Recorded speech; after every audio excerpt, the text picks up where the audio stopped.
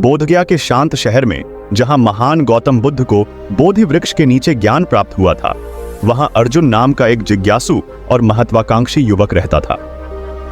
अर्जुन बुद्ध की शिक्षाओं से गहराई से प्रेरित थे और विशेष रूप से अवचेतन मन की अवधारणा और इसकी विशाल शक्ति से प्रभावित थे।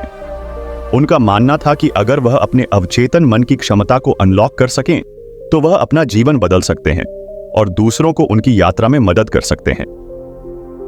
अर्जुन गौतम बुद्ध द्वारा दिखाए गए आत्मज्ञान के मार्ग पर चलने और अवचेतन मन की सुप्त शक्ति को जगाने के लिए दृढ़ संकल्पित थे। एक धूप भरी सुबह अर्जुन स्वामी देवानंद नामक एक बुद्धिमान भिक्षु से मिलने के लिए यात्रा पर निकले, जो मन की गहरी समझ के लिए जाने जाते थे। स्वामी देवानंद जंगल में एक सुदूर आश्रम में रहते थे, जो प्रकृति की आवाज से घिरा हुआ था। अर्जुन ने बुद्धिमान भिक्षु का सम्मानपूर्वक स्वागत किया और अवचेतन मन की शक्ति को अनलॉक करने की अपनी खोज को साझा किया।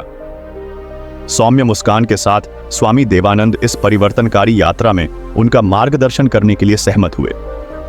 अर्जुन, स्वामी देवानंद ने शुरू किया, अवचेतन मन अप्रयुक्त क्षमता का एक विशाल भंडार है। इसकी शक्ति को जगाने के लिए आपको पहले इसे समझना होगा। आपका अवचेतन मन उस मिट्टी की तरह है जिसमें बीज बोए जाते हैं। यह आपके बीज प्राप्त करता है विचार और विश्वास, और यह उनका तब तक पोषण करता है जब तक वे आपकी वास्तविकता नहीं बन जाते। अर्जुन ने ध्यान से सुना और अधिक जानने के लिए उत्सुक था। स्वामी देवानंद ने आगे कहा, अवचेतन मन सकारात्मक और नकारात्मक विचारों के बीच अंतर नहीं करता है। आप इसे जो भी खिलाते हैं वह इसे स्वीकार कर लेता है। इसकी शक्ति को जगाने के लिए आपको उन विचारों और विश्वासों के प्रति सचेत रहना चाहिए जिन्हें आप विकसित करते हैं। उन्होंने अर्जुन को अपने अवचेतन मन की क्षमता को अनलॉक करने में मदद करने के लिए कई व्यावहारिक कदम साझा किए। 1. आत्म जागरूकता।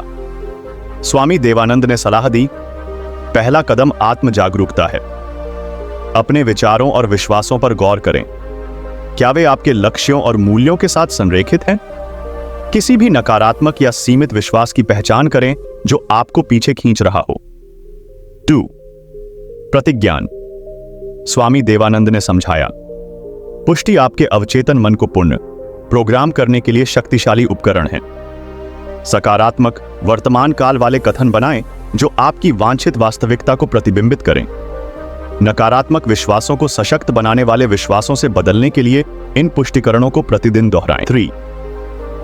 विजुअलाइजेशन। स्वामी देवानंद ने कहा, विजुअलाइजेशन एक ऐसी तकनीक है जो आपको अपने वांछित परिणामों की मानसिक छवियां बनाने की अनुमति देती है।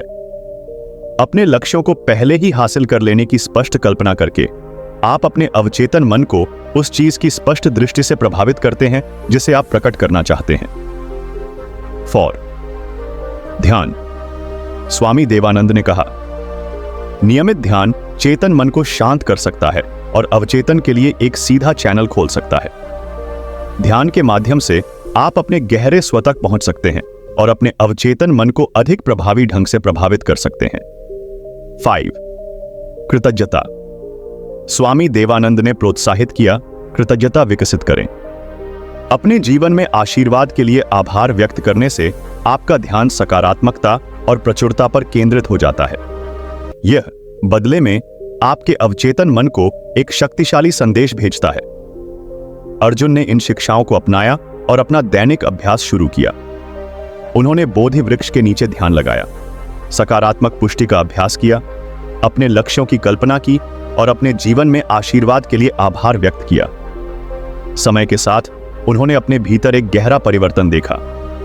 जैसे ही अर्जुन अपनी यात्रा पर आगे बढ़े, उन्होंने पाया कि उनके अवचेतन मन ने उनके प्रयासों का जवाब दिया। उनका जीवन उनकी इच्छाओं के अनुरूप होने लगा और उन्हें उद्देश्य और पूर्ति की एक नई भावना का अनुभव हुआ।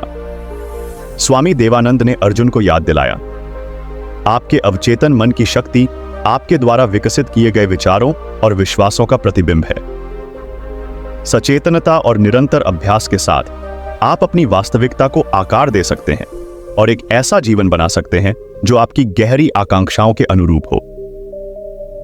अपने अवचेतन मन की शक्ति को अनलॉक करने की अर्जुन की यात्रा गौतम बुद्ध के ज्ञान और महान ऋषि की शिक्षाओं का प्रमाण थी।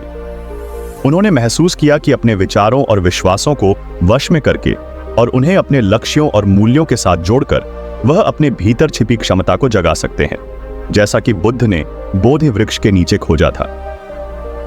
अर्जुन की कहानी एक प्रेरक अनुस्मारक के रूप में कार्य करती है कि आत्मज्ञान और आत्म प्राप्ति का मार्ग उन सभी के लिए खुला है जो इसे खोजते हैं।